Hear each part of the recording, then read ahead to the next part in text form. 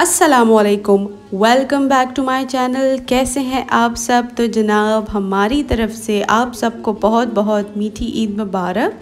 और मौसम बहुत ही शानदार है, लाहौर में बहुत अच्छी बारिश हो रही है। आप सुनाएं, आपकी शहर का मौसम कैसा है और ईद आप लोगों की कैसी जा रही है? स्टार्ट कैसा हुआ है? हमारा तो अल्हम्दुलिल्लाह से स्टार्ट बहुत ही प्यारा हुआ है, बहुत ही प्यारी बारिश के साथ।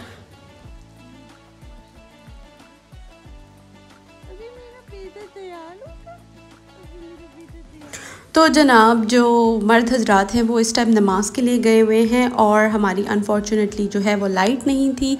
यूपीएस बस चल रहा था, लेकिन आयरन वगैरह आप नहीं यूज़ कर सकते थे। तो मैंने सोचा सबसे पहले जो है मैं तितली को रेडी कर लेती हूँ, लेकिन उससे भी पहले जो सबसे ज़रूरी काम था वो था मीठा बनाना। चूँकि एकदम अचानक से ही ईद हो गई थी, तो इस वजह से मैं रात को बना नहीं सकी। तो इस वजह से अभी मुझे सुबह बनाना पड़ रहा है।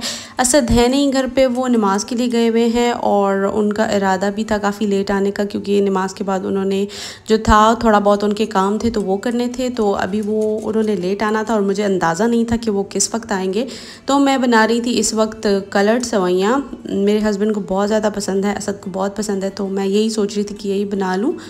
और यहाँ पे मैंने जो है वो ड्राई मिल्क को डिज़ोल्व किया है पानी में, और अब इसमें मैं सेवइयाँ और मीठा और इलायची वगैरह डाल के इसको स्लो आंच पे रख दूँगी ताकि ये स्लोली कुक हो। और फिर उसके बाद जो है जितना ये स्लोली कुक होता है उतना ही इसका टेस्ट अच्छा होता है। अच्छा, अब बात आ जाती है दूध की। तो मैं ड्राई मिल्क इसलिए यूज़ करती हूँ क्योंकि इससे फ्लेवर बहुत ही ज़बरदस्त आता है, बहुत ही इंटेंसली रिच फ्लेवर आता है। जैसे बर्फ़ी का होता है, बिल्कुल सेम इसी तरह इंटेंस टेस्ट आता है। तो इस वजह से जो है मैं स्वीट डिशेस में ज़्यादातर जो है वो ड्राई मिल्क यूज़ करती हूँ। तो जनाब अम्मी के घर पे तो ये ट्रेडिशन होता था कि सुबह तो अम्मी ही बनाती थी, लेकिन अभी अपना घर है तो फिर आपको बनाना पड़ता ही है। और दूसरा ये हमारे घर पे जो है वो सादा सेवइयाँ नहीं होती, वो जो रोस्टेड सेवइयाँ होती हैं उनको उबाल के सिंपल, और उस पर जो है वो मलाई और शक्कर डाल के जो है वो हम खाते थे। तो मैं बहुत ज़्यादा मिस कर रही थी उन सेवइयों को, क्योंकि इस बार मेरा ध्यान ही नहीं था, नहीं तो मैं ग्रोसरी में ज़रूर लेके आती। लास्ट ईयर तो ईद जो थी वो मेरी हॉस्पिटल में गुजरी थी, तो वो तो छोड़ ही देना। तो अभी मैंने लगाई है तितली को थोड़ी सी मेहंदी, चूँकि केमिकल बहुत ज़्यादा इंटेंस है, तो मैंने जस्ट लगाया और उसको फिर रिमूव कर दिया। So Shamama, did we shower?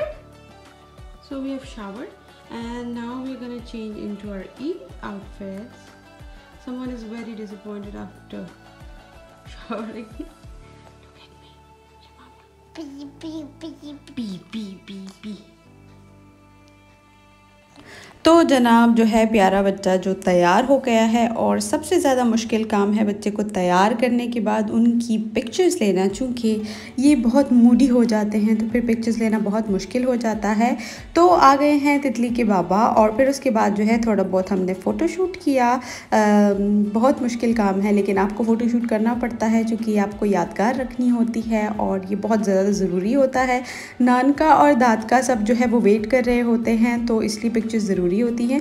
और साथ साथ में मैं दिखा दूँ, ये है फादर की ड्यूटीज़, जूते भी ठीक करते हैं, बाकी सब भी करते हैं। तो इस टाइम असद जो है अपनी ड्यूटी सर अंजाम देते हुए, और फिर उसके बाद ये थोड़ी सी और फ़ोटोज़ हैं, और यहाँ पे हम जो हैं तितली को चलाने की कोशिश कर रहे हैं।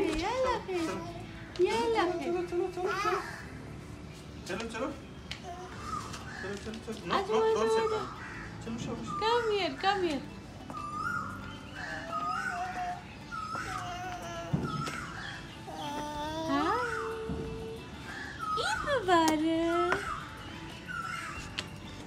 तो जनाब ये रहा मेरा आउटफिट। कुछ लोग सोच रहे होंगे कि मैं किधर हूँ, तो जनाब मैं ये रही।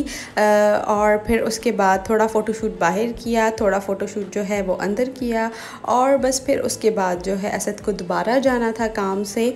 तो ये हमारे लिए आया था टी केक था। और राहत बेकरी जो है यहाँ की जो है काफ़ी वेल नोन है, और यहाँ की राहत के जो है मुझे केक्स बिल्कुल पसंद नहीं आए, जो क्रीम केक है मोस्टली। लेकिन ये जो है ये फ्रूट केक था, तो ये कदरे बेहतर है बाकी केक्स से। लेकिन इनके क्रीम केक्स जो हैं वो बहुत बुरे हैं। पेशावर की राहत तो आउट क्लास है, लेकिन यहाँ की राहत मुझे बिल्कुल भी पसंद नहीं। यहाँ की जो ग्रीन वैली है वो बहुत अच्छी है। और उसके बाद जो है हमारे नेबर्स की तरफ, हमारी जो आंटी की तरफ, उन्होंने हमारा खाना किया था, तो फिर हम वहाँ खाना खाने गए। और फिर उसके बाद जो है मेहमानों ने आना था। ये ईद का डे 2 है, तो ये दावत उस दिन थी।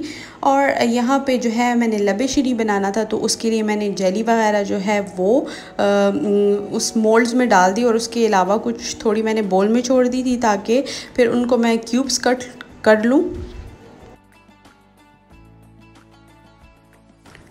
तो ये मोल्ड्स जो हैं सिलिकॉन के मोल्ड्स हैं, और सेम इसी तरह का मेरे पास जो है एक बड़ा केक मोल्ड है, वो अपसाइड डाउन वाला मोल्ड है। इसमें जो है आप आइसक्रीम भी बना सकते हैं। हम अक्सर कस्टर्ड बीच में डाल के फ्रीज़ कर लेते हैं, तो वो एक कस्टर्ड आइसक्रीम टाइप हो जाती है। जेलो के साथ मेरा एक्सपीरियंस अच्छा नहीं रहा, क्योंकि बाहर निकालते निकालते वो टूट जाती है।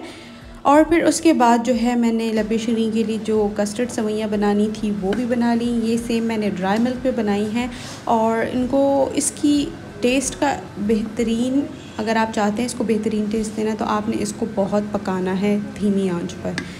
और उसके साथ साथ जो है मैंने बनाई थी चिकन शनवारी कढ़ाई, वही रखी हुई है। और साथ में जो है यहाँ पे मैंने शामी कबाब बनाने थे, तो चने की दाल वगैरह में चिकन मैंने बॉईल कर लिया था। खोलने के बाद दाल गल चुकी थी, लेकिन पानी था, तो इस वजह से मैं अब इसको हाई फ्लेम पे जो है इसका पानी मैं सुखा लूँगी। और साथ ही साथ में मैं लबे शीरी में डालूँगी कुछ फ्रेश फ्रूट्स, तो वो मैं कट करती हूँ। और साथ ही साथ में जो है टमाटर जो है वो ऑल क्या कहते हैं, ऑलमोस्ट जो है वो डिज़ोल्व हो चुके हैं। तो कुछ लोग छिलका निकाल लेते हैं, लेकिन मैं छिलके के साथ ही टमाटोज़ को जो है क्रश कर देती हूँ, तो उसका अलग सा फ्लेवर और टेक्सचर आ जाता है।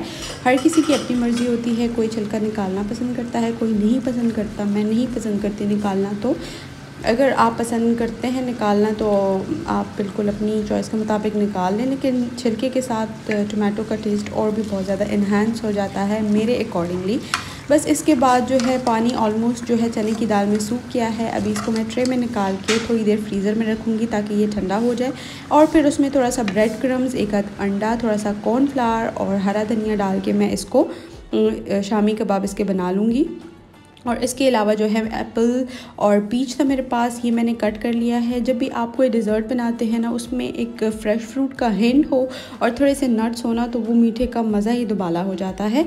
और फिर उसके बाद जो है यहाँ पे मेरे पास चिकन पड़ा हुआ था, श्रेड किया, और मैंने स्पेगेटीज़ में डालना था, और ये वेजीज़ मैंने कट की हैं। और साथ में शामी कबाब बन चुके हैं। तो बस देखते ही देखते मेरी कढ़ाई भी तैयार हो गई है, चावल बॉईल हो रहे हैं, मैंने चाइनीज़ राइस बनाने हैं, और साथ ही साथ में जो है स्पेगेटीज़ बनाने हैं। और बस आप ना पूछें, लास्ट मोमेंट का काम जो होता है ना, वो बड़ा प्रेशर का होता है, और बस प्रेशर में फिर जल्दी जल्दी काम जो है वाइंड अप करना होता है, फिर व्लॉग नहीं बनता। तो ये रहा एंड रिज़ल्ट, ये रही चिकन शनवारी कढ़ाई, और साथ में मैंने बनवा ली थी चिकन की मिंट पुदीने की चटनी, और इसको मैंने लेमन और ग्रीन चिलीज़ और हरे धनिए से गार्निश किया है। साथ में पुदीने की चटनी है, और साथ ही में जो है वो शामी कबाब हैं, और साथ साथ में यहाँ पे और क्या पड़ा हुआ है रोशनी में भी देख लें। और क्यूकम्बर मैंने कट किया है, और एग फ्राइड राइस बनाए थे साथ में मैंने, और मीठे में तो लबे शीरीन था। और साथ ही इस टाइम मैंने जो है वो स्पेगेटीज़ जो हैं वो अवन में गर्म करने के लिए रखे थे। तो ये रही ये तंदूरी चिकन स्पेगेटी थी, मेरी अपनी ही रेसिपी है। तो उम्मीद करती हूँ आपको मेरा ईद का छोटा सा व्लॉग अच्छा लगा होगा। अपना ख्याल रखें, अपने प्यारों का ख्याल रखें, हमें दुआओं में याद रखें, और अगले व्लॉग तक के लिए इजाज़त दे। अल्लाह पामान, खुदा हाफ़िज़।